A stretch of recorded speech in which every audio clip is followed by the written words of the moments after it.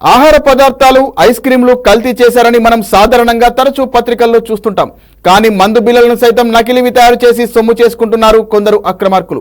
ప్రముఖ కంపెనీ పేరిట తయారు చేసిన మందులను విక్రయించేందుకు యత్నిస్తుండగా సమాచారంతో పోలీసులు డ్రగ్ కంట్రోల్ అధికారులు దాడి చేసి పట్టుకున్నారు. తనిఖీల్లో ఇప్పటికే పెద్ద మొత్తంలో మత్తు పదార్థాలు పట్టుబడగా ఇప్పుడు ఏకంగా 50 లక్షల విలువైన నకిలీ మందులు స్వాధీనం చేసుకున్నారు. నకిలీలపై ఉక్కుపాదం మోపాలన్న ప్రభుత్వ ఆదేశాల మేరకు పోలీసులు విస్తృతంగా తనిఖీలు చేస్తున్నారు. తనిఖీల్లో ఇప్పటికే పెద్ద మొత్తంలో మత్తు పదార్థాలు పట్టుబడగా ఇప్పుడు ఏకంగా 1/2 కోటి విలువైన నకిలీ మందులు స్వాధీనం చేసుకున్నారు. ఈ ఘటన మేడ్చల్ జిల్లాలో చోటు చేసుకుంది. హైదరాబాద్ నిజాంపేట్ మధురానగర్లో ఉంటున్న గోపాల్ అనే వ్యక్తికి మందుల తయారీ గురించి అవగాహన ఉంది. గోపాల్ ఢిల్లీకి చెందిన నిహాల్ అనే వ్యక్తితో పరిచయమైంది.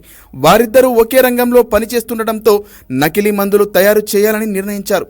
అయితే పెద్ద కంపెనీలకు చెందిన మందులు తయారు చేస్తే పెద్ద మొత్తంలో లాభాలు వస్తాయని భావించి మేడ్చల్ జిల్లా దూలపల్లిలోని ఓ గోదాంలో నకిలీ మందులు తయారు చేయడం ప్రారంభించారు.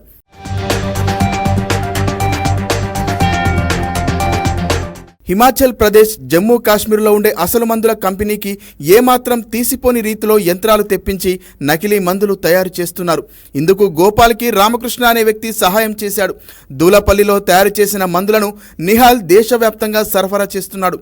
నకిలీ మందులు తయారు చేస్తున్నారన్న పక్కా సమాచారంతో దాడి చేసిన పోలీసులు, డ్రగ్ కంట్రోల్ అధికారులు పెద్ద మొత్తంలో తయారీకి ఉపయోగించే యంత్రాలు స్వాధీనం చేసుకున్నారు. కాగా అసలు ఔషధాలకు ఏమాత్రం తీసిపోని విధంగా నకిలీ మందులు తయారు చేసినట్లు డ్రగ్ కంట్రోల్ అధికారులు తెలిపారు. రోజు వాడేవారు మాత్రమే తేడాలను గుర్తించగలరని తెలిపారు. ఏమాత్రం అనుమానం వచ్చినా వెంటనే సమాచారం ఇవ్వాలని అధికారులు సూచించారు. ప్రజల ప్రాణాలతో చెలగాటమాడే నకిలీ ఔషధాలు బహిరంగ మార్కెట్లోకి రాకుండా అధికారులు కట్టుదిట్టమైన చర్యలు చేపట్టాలని పలువురు విజ్ఞప్తి చేస్తున్నారు.